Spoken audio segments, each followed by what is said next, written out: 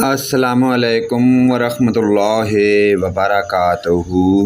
اعوذ باللہ من الشیطان الرجیم، بسم اللہ الرحمن الرحیم۔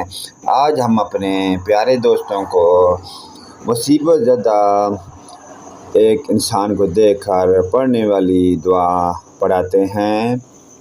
حضرت ابو ہریرہ رضی اللہ تعالی عنہ سے روایت ہے کہ نبی اکرم صلی اللہ علیہ وآلہ وسلم نے فرمایا کہ جو شخص کسی مصیبت زدہ کو دیکھ کر مندرجہ ذیل کلمات پڑھے گا تو اللہ تعالی اسے اس مصیبت سے ضرور محفوظ رکھے گا۔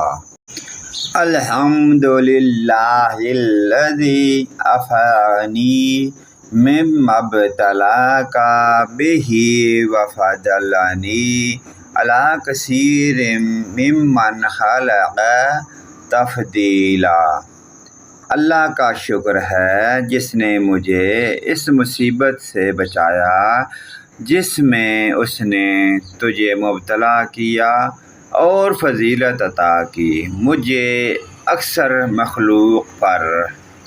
اللہ پاک کی ذات ہمیں آخرت کی فکر کی توفیق عطا فرمائے۔ ویڈیو کو لائک اور سبسکرائب کریں۔